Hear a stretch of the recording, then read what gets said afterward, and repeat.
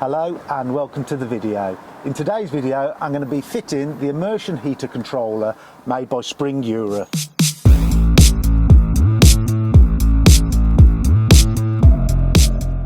I'm just going into my 5th year of using my immersion heater and it really works well. A lot of people are asking, is it still economically viable to use the immersion heater even with the price of power going up? Well, I would say definitely yes. It's probably costing me between £7 and £10 a night to run the immersion heater, and that gets the temperature up to about 40-45 degrees depending on the starting temperature. So it does get it up quite nicely, but I always say it's like trying to wash your dishes with cold water. It's a lot easier if you're using hot water, and it's the same with window cleaning. You get all the marks off, all the fly marks, everything, snail trails. You get the frames nice and clean, really easy, and I'm probably making £40 to £50 extra every day by using the immersion heater. This is what I'm going to fit, and I'm hoping this will help a little bit with the price of electric. Now, what the immersion heater controller does is you can set the temperature you want it to go for, so the maximum temperature. So like I said, when I go to bed I normally turn my immersion heater on and then just leave it on all night, and that gets it up to about 45. But do I actually need it at 45 degrees? Or will 30 do? Well, I can't really judge it because it's just left on overnight while I'm sleeping. So what I can do with this is I can set it to a temperature, and then what it will do, it will turn the immersion heater off. So that is one of the benefits of it.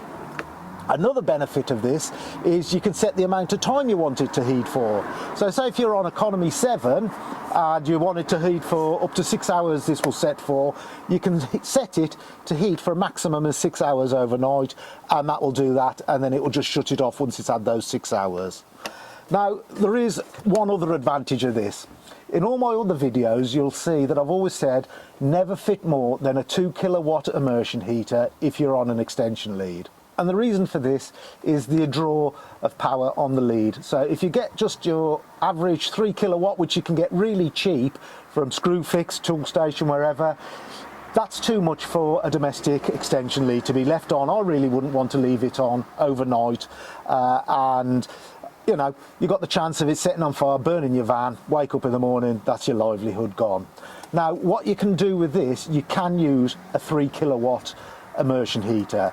I don't know how it does it. It's some of the magical works that Spring do, but you can actually plug in a 3 kilowatt, so you no longer need to get the expensive 2 kilowatt element. You can now get a 3 kilowatt element, plug it in through this, and it will work at 3 kilowatt, but it will only draw a 2 kilowatt feed from your extension lead, so you can use it on a domestic circuit. You don't need to get an electrician to come in and put a special supply for you, as long as you've got this. So that is another advantage. One more advantage of it is you have a float switch supplied with it. So what that does is it all sits in the tank just above your immersion heater, and then if you happen to put it on by mistake and somehow forgotten to fill your water, or for some reason your water's been cut off and you've got an empty tank, the immersion heater won't turn on if the float switch says your immersion heater is not covered in water. So let's have a look what you get with it. So you get your box, your immersion heater controller, and out of that you've got a mains plug that you plug into your extension lead. You've got 2 yellow cables which go to your float switch, and then you've got a grey cable that goes to your thermometer probe. So you get that with it. You also get your Spring instructions. You get your little float switch. Now, if you fitted one of these before for water cut-off, then it's fitted that way. So when the water cuts off, it goes up. Now, when you're doing it to make sure there's a right level, you've got to make sure it goes that way. That way, when the water is below a level, it will cut off. So you've got that. You've also got an extension cable for your float switch, and you've also got an extension cable for your temperature probe. Well, you've got your temperature probe and the cable that goes to that. So you'll also need a John Guest bulkhead connector. Now that's to fit your temperature probe in. And this didn't actually come with the kit when I got it, but I bought this separately. It's a 1/2 inch John Guest connector. Now most of the ones that you can get are 15mm, so make sure you get the right size. But I had a word with Spring earlier and they said they're thinking about putting these in the kit with it as well, so whether they do or not I don't know, but it'd be really handy if they did, and then you'd have everything you needed all together. So let's fit this immersion heater controller now, and then we'll have a look at it and see how it works. So the first thing I'm going to fit is the float switch. As I said, it has to be that way to work. So with the float switch you've got a little rubber grommet. Now to fit this you drill a 20mm hole. That pushes in and then your float switch pushes in with it. Now sometimes it doesn't hurt just to trim a little bit off these. They can sometimes be a bit long and the float switch catches them and doesn't go properly, so it doesn't hurt to just trim a few mil off these to start with. So this needs to be fitted above your immersion heater. Now my immersion heater is right in the bottom of the tank, so it probably, I can see it around the corner, comes up to there. So I'm going to fit it probably around here, just I'd say 6 inches from the bottom, and by doing that it makes sure that you've got plenty of water above your immersion heater for when to make sure that it doesn't come on when there's no water above it. So let's drill the hole for that and we'll get that fitted. I'm going to fit the grommet to that now, so I've drilled the hole, made sure it's clean around it. So the little rubber grommet, I've just cut about 5mm off that, and then that will push straight into the hole that I've drilled, like so. Pushes into there. Now all you do is you push your float switch in, so making sure it drops down that way.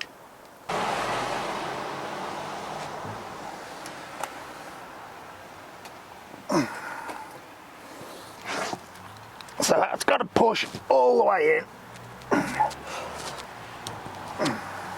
So that's all the way in now. You've got that flat side there which shows you which way it is, and then your two cables that come out of it. Now the float switch does take quite a bit of pushing in, but you need it to be tight. So you don't want, when the water's hot, you don't want that popping out and draining your tank down. So the next thing to do is fit the temperature probe. So to fit the temperature probe you've got to drill another hole to get your bulkhead connector in. So you don't want that right next to your immersion heater element. You want it as far away as possible, but at the same time you've got to remember you've got to be able to reach into the tank to do it up. So don't drill a hole right over here, go to fix it and then realise you can't hold it tight to do it. So I've had my arm in my tank and I reckon I can reach to about there to put it in, which my element comes to about here. So that gives that area a chance to heat up and gives you like an average temperature of the tank, although it would probably be better if it was further away, but that's where I can reach to, and so that's where I'm going to put it, about here somewhere. So I need to drill another hole for that to get the bulkhead connector in. So this is my bulkhead connector. I think it's about 26mm. Well, I haven't got a 26mm drill bit, so I've got a 25mm and then I've got a step bit. So I would very gently drill it out so it's a bit bigger. You have got a flange on it, but it's not a very big flange. So I'll drill that out now over here and we'll put that in and see how we get on with that. It is a bit of a nerve-wracking thing, keep drilling holes in your tank, but you can get plugs for them, so if ever you decide to take them out, you can do, and you can plug it up. But so I'm going to have it about here. Now we want it way off the corner, want it on the flat. I should be able to reach it there, and this will give me the temperature of the water. I'm going to go for about there, I think.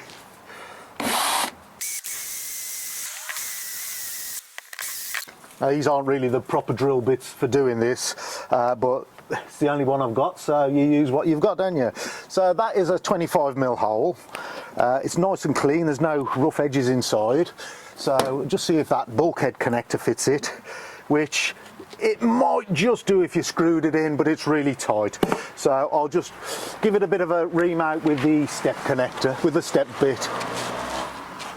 So when you're using one of these, take it really steady. Although the tank is about 7 or 8 mil thick, you don't want to go too much in one go and go too far in. So just take it steady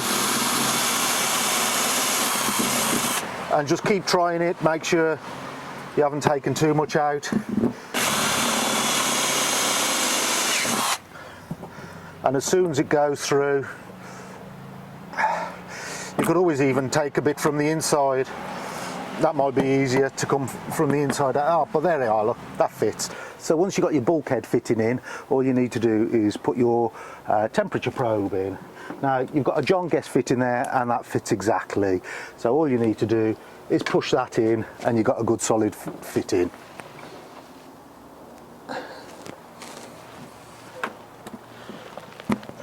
That's it, and that just fits in really nicely and tightly there.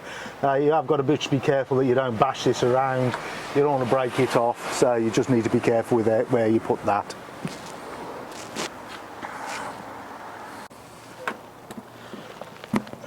That's it, and that just fits in really nicely and tightly there. Now you have got to be careful that you don't bash this around. You don't want to break it off, so you just need to be careful with it, where you put that. So I'm going to mount it here against my shelves. So there's 4 pre-drilled holes in the back there. So I'll use those to mount that onto there.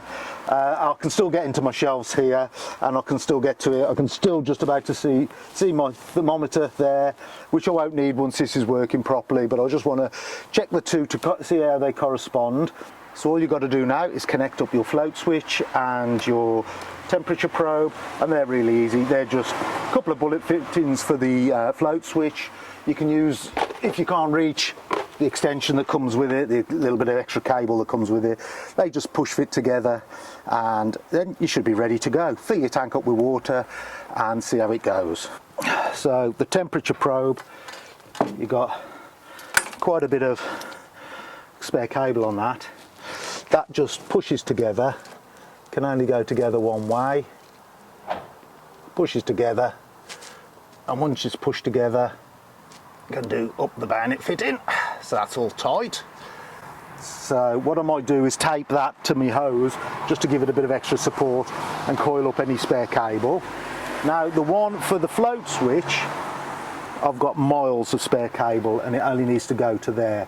So what I think I'll do there is cut that and just extend it with a couple of extra bullet fittings just so it fits. I can again tape that to my hoses just to give them a bit of extra support, and that'll just help hold it all tight. So I'll do that. So I've wired it all in now. I've connected all the cables together and taped them all to my hoses just to give them a bit of extra support. And I have cleaned the swarf out of the tank, and I've put in about 500 litres of water, which the thermometer here is saying 8.6 degrees, but I'm not quite sure how accurate that is. So what I need to do now is plug it in and set it up so it's got the temperature set that I want it to heat to. So once it gets up to that temperature, it will then cut the immersion heater off, and it will stop it from heating anymore. So all I need to do is plug it in. So I've got my cables, my extension lead, and plug that in. So now we need to press the up button to turn it on, and it come on TP, 12 degrees C. So that sound is 12 degrees in the tank. So press the down and the return button, and I'd already been playing with it, so I had got it set. But there you can set the temperature you want it to. So if you want it to 40 degrees, set it to that, press enter. I'm going to try mine at 30 degrees and see how I'll get on with that. I'll see in the morning how much power it's used and if it's been any cheaper. So press return. It says TO, which is timeout. Now I've given it the maximum. Looks like this actually goes up to 18 hours, not 6. But so I've put it up on the maximum and then return. So that's all set now. So that should be heating now. It says HE, which means it's heating, and that should all be set for the night now. So I think this is really going to be a benefit to me using the immersion heater. It's going to give me a lot more control over how I heat my water. It's going to make things a lot safer to use. As I said, if you wanted to use a 3 kilowatt immersion heater, you could do quite easily now with this setup. So I think, yeah, definitely worthwhile. If you're interested in getting one of these, have a look at X-Line. I'll put a link in the description below. X-Line are going to be doing these. They've got a new website, so I'm not sure if it's on the new website or not, but if you do decide to get one from X-Line, make sure you mention the cleaning guide, and that will help us out. That will help us bring more content to you. So I hope you found this video useful. If you've got any questions about heating the hot water up with an immersion heater, because I mean, if you're using a diesel heater, it's £2,000 or £3,000 to set up before you've even started. This, I think, with the controller and the immersion heater, I'm sure it's under £500. I'm not quite sure how much these are. You'll have to check that. But yeah, if you are interested in seeing any of my other immersion heater videos, I've got a playlist on the channel explaining about immersion heaters, how I've been using it over the last few years, some questions I've got answered on all the playlists on hot water window cleaning. So that includes whether it will crack glass and other little experiments I've done. So yeah, take a look at that. You might find it interesting. So hope you found this useful. Thanks for watching. Bye for now.